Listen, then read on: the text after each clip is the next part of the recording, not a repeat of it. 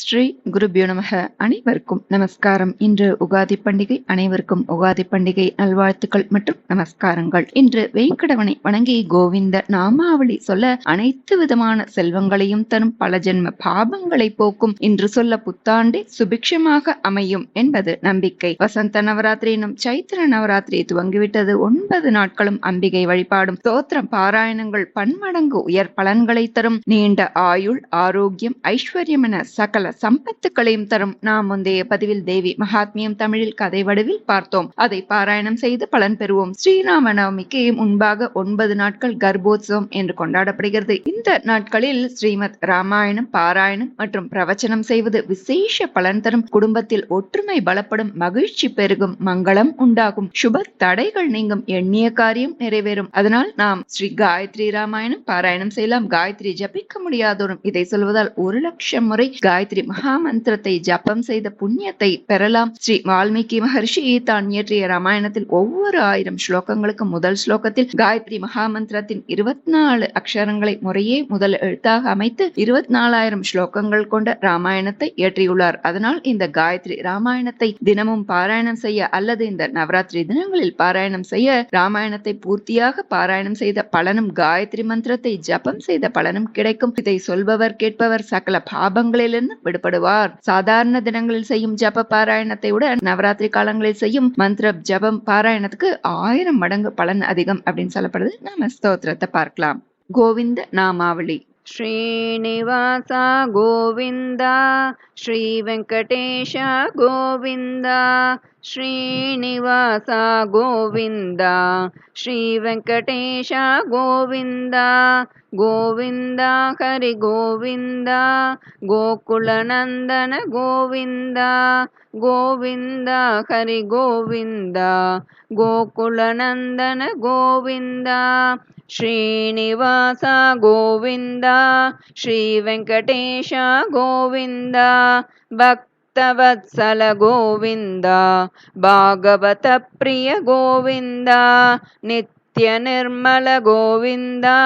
ನೀಲಮೇಘ ಶ್ಯಾಮ ಗೋವಿಂದ ಪುರಾಣ ಪುರುಷ ಗೋವಿಂದ ಪುಂಡರಿಕಾಕ್ಷ ಗೋವಿಂದ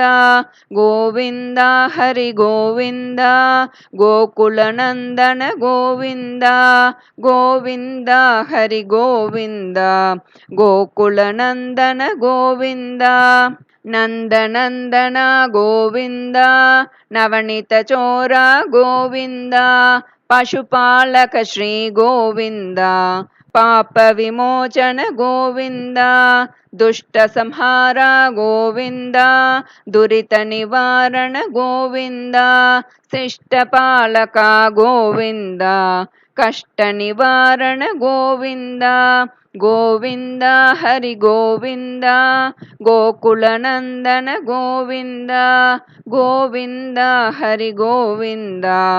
ಗೋಕುಲನಂದನ ಗೋವಿಂದ ವಜ್ರಮಕುಟಧರ ಗೋವಿಂದ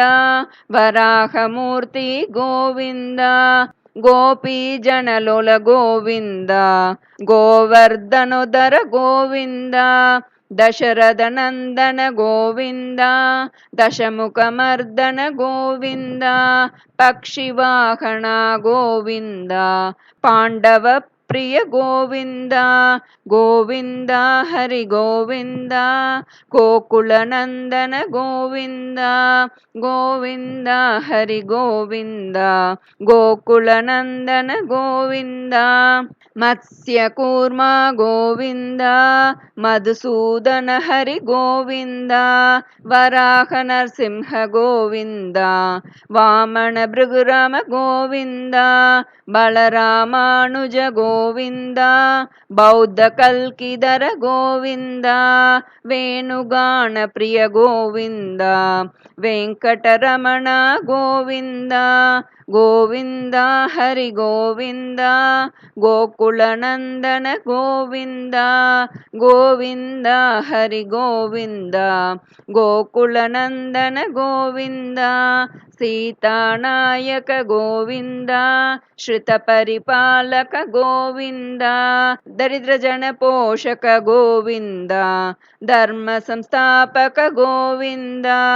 ಅನಾಥ ರಕ್ಷಕ ಗೋವಿಂದ ಆಪದ್ ಬಾಂಧವ ಗೋವಿಂದ ಶರಣಾಗತ ವತ್ಸಲ ಗೋವಿಂದ ಕರುಣಾಸಾಗರ ಗೋವಿಂದ ಗೋವಿಂದ ಹರಿ ಗೋವಿಂದ ಗೋಕುಲ ನಂದನ ಗೋವಿಂದ ಗೋವಿಂದ ಹರಿ ಗೋವಿಂದ ಗೋಕುಲ ನಂದನ ಗೋವಿಂದ ಕಮಲದಲಾಕ್ಷ ಗೋವಿಂದ ಕಾಮಿತ ಫಲದತ ಗೋವಿಂದ ಪಾಪ ವಿನಾಶಕ ಗೋವಿಂದ ಪಾಹಿ ಮುರಾರೇ ಗೋವಿಂದ ಶ್ರೀ ಮುದ್ರಾಂಕಿತ ಗೋವಿಂದ ಶ್ರೀವತ್ಸಾಂಕಿತ ಗೋವಿಂದ ಧರಣಿ ನಾಯಕ ಗೋವಿಂದ ದಿನಕರ ತೇಜ ಗೋವಿಂದ ಗೋವಿಂದ ಹರಿ ಗೋವಿಂದ ಗೋಕುಲ ನಂದನ ಗೋವಿಂದ ಗೋವಿಂದ ಹರಿ ಗೋವಿಂದ ಗೋಕುಲ ನಂದನ ಗೋವಿಂದ ಪದ್ಮಾವತಿ ಪ್ರಿಯ ಗೋವಿಂದ ಪ್ರಸನ್ನ ಮೂರ್ತೆ ಗೋವಿಂದ ಅಭಯ ಹಸ್ತೆ ಗೋವಿಂದ ಅಕ್ಷಯ ವರದ ಗೋವಿಂದ ಶಂಖ ಚಕ್ರಧರ ಗೋವಿಂದ ಸಾರಂಗ ಗದಾಧರ ಗೋವಿಂದ ವಿರಜಾತೀರಸ್ಥ ಗೋವಿಂದ ವಿರೋಧಿ ಮರ್ದನ ಗೋವಿಂದ ಗೋವಿಂದ ಹರಿ ಗೋವಿಂದ ಗೋಕುಲ ನಂದನ ಗೋವಿಂದ ಗೋವಿಂದ ಹರಿ ಗೋವಿಂದ ಗೋಕುಲ ನಂದನ ಗೋವಿಂದ ಸಾಳಗ್ರಾಮ ಹರ ಗೋವಿಂದ ಸಹಸ್ರನಾಮ ಗೋವಿಂದ ಲಕ್ಷ್ಮೀ ವಲ್ಲಭ ಗೋವಿಂದ ಲಕ್ಷ್ಮಣಾಗ್ರಜ ಗೋವಿಂದ ಕಸ್ತೂರಿ ತಿಲಕ ಗೋವಿಂದ ಕಾಂಚನಾಂಬರಧರ ಗೋವಿಂದ ಗರುಡ ವಾಹನ ಗೋವಿಂದ ಗಜರಾಜ ರಕ್ಷಕ ಗೋವಿಂದ ಗೋವಿಂದ ಹರಿ ಗೋವಿಂದ ಗೋಕುಲ ನಂದನ ಗೋವಿಂದ ಗೋವಿಂದ ಹರಿ ಗೋವಿಂದ ಗೋಕುಲ ನಂದನ ಗೋವಿಂದ ವಾನರ ಸೇವಿತ ಗೋವಿಂದ ವಾರತಿ ಬಂಧನ ಗೋವಿಂದ ಏಳುಮಲೈ ವಾಸ ಗೋವಿಂದ ಏಕಸ್ವರೂಪ ಗೋವಿಂದ ಶ್ರೀರಾಮಕೃಷ್ಣ ಗೋವಿಂದ ರಘುಕುಲ ನಂದನ ಗೋವಿಂದ ಪ್ರತ್ಯಕ್ಷ ದೇವ ಗೋವಿಂದ ಪರಮದಯಾಕರ ಗೋವಿಂದ ಗೋವಿಂದ ಹರಿ ಗೋವಿಂದ ಗೋಕುಲ ನಂದನ ಗೋವಿಂದ ಗೋವಿಂದ ಹರಿ ಗೋವಿಂದ ಗೋಕುಲ ನಂದನ ಗೋವಿಂದ ವಜ್ರ ಕವಚಧರ ಗೋವಿಂದ ವೈಜಯಂತಿ ಮಾಲಾ ಗೋವಿಂದ ವಡ್ಡಿಕಾ ಸುಪ್ರಿಯ ಗೋವಿಂದ ವಸುದೇವ ತನಯ ಗೋವಿಂದ ಬಿಲ್ವ ಪತ್ರಾರ್ಚಿತ ಗೋವಿಂದ ಭಿಕ್ಷುಕ ಸಂಸ್ತುತ ಗೋವಿಂದ ಸ್ತ್ರೀ ಪುಂರೂಪ ಗೋವಿಂದ ಶಿವಕೇಶವ ಮೂರ್ತಿ ಗೋವಿಂದ ಗೋವಿಂದ ಹರಿ ಗೋವಿಂದ ಗೋಕುಲ ನಂದನ ಗೋವಿಂದ ಗೋವಿಂದ ಹರಿ ಗೋವಿಂದ ಗೋಕುಲ ನಂದನ ಗೋವಿಂದ ಬ್ರಹ್ಮಾಂಡ ರೂಪ ಗೋವಿಂದ ಭಕ್ತ ರಕ್ಷಕ ಗೋವಿಂದ ನಿತ್ಯ ಕಲ್ಯಾಣ ಗೋವಿಂದ ನೀರಜನಾಭ ಗೋವಿಂದ ಹತಿರಾಮ ಪ್ರಿಯ ಗೋವಿಂದ ಹರಿ ಸರ್ವೋತ್ತಮ ಗೋವಿಂದ ಜನಾರ್ದನ ಮೂರ್ತಿ ಗೋವಿಂದ ಜಗತ್ ಸಾಕ್ಷಿ ರೂಪ ಗೋವಿಂದ ಗೋವಿಂದ ಹರಿ ಗೋವಿಂದ ಗೋಕುಲ ನಂದನ ಗೋವಿಂದ ಗೋವಿಂದ ಹರಿ ಗೋವಿಂದ ಗೋಕುಲ ನಂದನ ಗೋವಿಂದ ಅಭಿಷೇಕ ಪ್ರಿಯ ಗೋವಿಂದ ಆಬಣ್ಣಿವಾರಣ ಗೋವಿಂದ ರತ್ನ ಕಿರೀಟ ಗೋವಿಂದ ರಾಮಾನುಜನುತ ಗೋವಿಂದ ಸ್ವಯಂ ಪ್ರಕಾಶ ಗೋವಿಂದ ಆಶ್ರಿತ ಪಕ್ಷ ಗೋವಿಂದ ನಿತ್ಯ ಶುಭಪ್ರದ ಗೋವಿಂದ ನಿಖಿಲ ಲೋಕೇಶ ಗೋವಿಂದ ಗೋವಿಂದ ಹರಿ ಗೋವಿಂದ ಗೋಕುಲನಂದನ ಗೋವಿಂದ ಗೋವಿಂದ ಹರಿ ಗೋವಿಂದ ಗೋಕುಲನಂದನ ಗೋವಿಂದ ಆನಂದ ರೂಪ ಗೋವಿಂದ ಆದ್ಯಂತರಹಿತ ಗೋವಿಂದ ಇಹ ಪರದಾಯಕ ಗೋವಿಂದ ಇಪರಾಜ ರಕ್ಷಕ ಗೋವಿಂದ ಪರಮದಯಾಳೋ ಗೋವಿಂದ ಪದ್ಮನಾಭ ಹರಿ ಗೋವಿಂದ ತಿರುಮಲವಾಸ ಗೋವಿಂದ ತುಳಸಿ ವನಮಾಳ ಗೋವಿಂದ ಗೋವಿಂದ ಹರಿ ಗೋವಿಂದ ಗೋಕುಲನಂದನ ಗೋವಿಂದ ಗೋವಿಂದ ಹರಿ ಗೋವಿಂದ ಗೋಕುಲನಂದನ ಗೋವಿಂದ ಶೇಷಸಾಯಿ ಗೋವಿಂದ ಶೇಷಾದ್ರಿ ನಿಲಯ ಗೋವಿಂದ ಶ್ರೀ ಶ್ರೀನಿವಾಸ ಗೋವಿಂದ ಶ್ರೀ ವೆಂಕಟೇಶ ಗೋವಿಂದ ಗೋವಿಂದ ಹರಿ ಗೋವಿಂದ ಗೋಕುಲನಂದನ ಗೋವಿಂದ ಗೋವಿಂದ ಹರಿ ಗೋವಿಂದ ಗೋಕುಲನಂದನ ಗೋವಿಂದ ಗೋವಿಂದ ಹರಿ ಗೋವಿಂದ ಗೋಕುಲನಂದನ ಗೋವಿಂದ ಗೋವಿಂದ ಹರಿ ಗೋವಿಂದ ಗೋಕುಲನಂದನ ಗೋವಿಂದ ಗೋವಿಂದ ಹರಿ ಗೋವಿಂದ ಗೋಕುಲನಂದನ ಗೋವಿಂದ ಗೋವಿಂದ ಹರಿ ಗೋವಿಂದ ಗೋಕುಲನಂದನ ಗೋವಿಂದ ಗೋಕುಲನಂದನ ಗೋವಿಂದ ಗೋಕುಲನಂದನ ಗೋವಿಂದ. ಶ್ರೀ ಗುರುಭ್ಯೋ ನಮಃ. ಹರಿ ಓಂ. ಗಾಯತ್ರಿ ರಾಮಾಯಣಂ. ಗಾಯತ್ರಿ ಮಂತ್ರ ಅಕ್ಷರಾಣಾಂ ಶ್ರೀಮದ್ ವಾಲ್ಮೀಕಿ ರಾಮಾಯಣೆ ಪ್ರದರ್ಶಿತಾಃ. ತಪಸ್ವಾಧ್ಯಾಯ ನಿರತಂ ತಪಸ್ವಿ ವಾಗ್ವಿದಾಂಬರಂ ನಾರದಂ ಪರಿಪಪ್ರಚ್ಛ ವಾಲ್ಮೀಕಿರ್ಮುನಿಪುಂಗವಂ ಸಹತ್ವಾ ರಾಕ್ಷಸಾನ್ ಸರ್ವಾನ್ ಯಜ್ಞಜ್ಞಾನ್ ರಘುನಂದನ ಋಷಿಭಿಃ ಪೂಜಿತಸ್ತತ್ರ ಯತೇಂದ್ರೋ ವಿಜಯೀ ಪುರಾ ವಿಶ್ವಾಮಿತ್ರಃ ಸ ರಾಮಸ್ತು ಶ್ರುತ್ವಾ ಜನಕಭಾಷಿತಂ ವತ್ಸ ರಾಮಧನುಃ ಪಶ್ಯ ಇತಿ ರಾಘವಮಬ್ರವೀತ್ ತುಷ್ಟಾವಾಸ್ಯ ತದಾ ವಂಶಂ ಪ್ರವಿಶ್ಯ ಚ ವಿಶಾಂಪತೇಃ ಶಯನೀಯಂ ನರೇಂದ್ರಸ್ಯ ತದಾ ಸಾಧ್ಯ ವ್ಯತಿಷ್ಠತ ವನವಾಸಂ ಹಿ ಸಂಖ್ಯಾಯ ವಾಸಾಂಸ್ಯಾಭರಣಾನಿ ಚ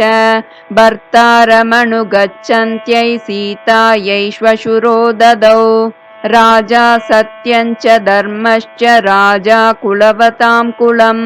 ರಾಜಾ ಮಾತಾ ಪಿತಾ ಚೈವ ರಾಜಾ ಹಿತಕರೋ ನೃಣಾಂ ನಿರೀಕ್ಷ್ಯ ಸಮುಹೂರ್ತಂ ತು ದದರ್ಶ ಭರತೋ ಗುರುಂ ಉಟಜೇ ರಾಮಮಾಸೀನಂ ಜಟಾಮಂಡಲಧಾರಿಣಂ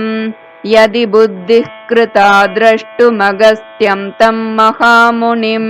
ಅದ್ಯೈವ ಗಮನೆ ಬುದ್ಧಿಂ ರೋಚಯಸ್ವ ಮಹಾಮತೆ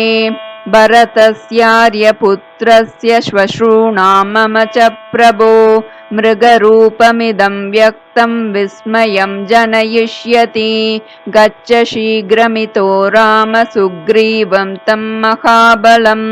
ವಯಸ್ಯಂ ತಂ ಕುರು ಕ್ಷಿಪ್ರಮಿತೋ ಗತ್ವಾದ್ಯ ರಾಘವ ದೇಶಕಾಲೌ ಭಜಸ್ವಾದ್ಯ ಕ್ಷಮಮಾನಃ ಪ್ರಿಯಾ ಪ್ರಿಯೇ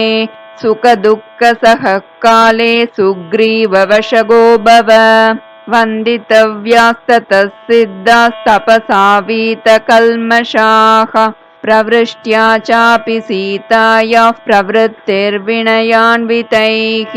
ಸನಿರ್ಜಿತ್ಯ ಪುರೀಂ ಲಂಕಾಂ ಶ್ರೇಷ್ಠಾಂ ತಾಂ ಕಾಮರೂಪಿಣೀಂ ವಿಕ್ರಮೇಣ ಮಹಾತೇಜಾ ಹನುಮಾನ್ ಕಪಿಸತ್ತಮಃ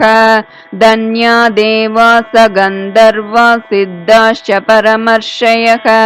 ಮಮ ಪಶ್ಯಂತಿ ಯೇ ವೀರಂ ರಾಮಂ ರಾಜೀವಲೋಚನಂ ಮಂಗಳಾಭಿಮುಖೀ ತಸ್ಯ ಸಾತದಾಸೀನ್ ಮಹಾಕಪೇಃ ಉಪತಸ್ತೆ ವಿಶಾಲಾಕ್ಷಿ ಪ್ರಯತಾಹವ್ಯವಾಹನಂ ಹಿತಂ ಮಹಾರ್तं ಮೃದುಹೇತು ಸಂಹಿತಂ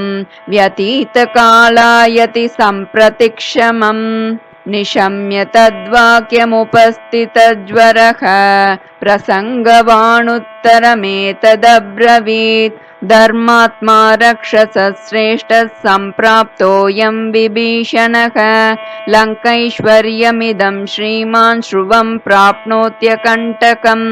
यो वज्रपाताशनिसन्निपातान् न चुक्षुबेनापि चचाल राजा स रामबाणाभिहतो वृषातश्चचाल चापञ्च मुमोच वीरः यस्य विक्रममासाद्य राक्षसा निधनं गताः तं मन्ये राघवं वीरं नारायणमणामयम् न ते ददृशिरे रामं दहन्तमपि वाहिनीं मोहिताः परमास्त्रेण गान्धर्वेण महात्मना प्रणम्य देवताभ्यश्च ब्राह्मणेभ्यश्च मैथिली बद्धाञ्जलिपुटा चेतमुवाचाग्निसमीपतः चलनात् पर्वतस्यैव गणा देवाश्च कम्पिताः चचाल पार्वती चापि तदा श्लिष्टा महेश्वरम् दाराः पुत्राः पुरं राष्ट्रं भोगाच्छादन भोजनम् सर्वमेवाविभक्तं नौ भविष्यति हरीश्वर यामेव रात्रिं शत्रुघ्नः पर्णशालां समाविशत् तामेव रात्रिं सीतापि प्रसूता दारकद्वयम् इदं रामायणं कृत्स्नं गायत्री बीजसंयुतं त्रिसन्ध्यं यः पठेन्नित्यं सर्वपापैः प्रमुच्यते इदं रामायणं कृत्स्नं गायत्री बीजसंयुतं त्रिसन्ध्यं यः पठेन्नित्यं सर्वपापैः प्रमुच्यते इति श्रीगायत्री रामायणं सम्पूर्णम्। श्रीगुरुभ्यो नमः। हरिः ओम्।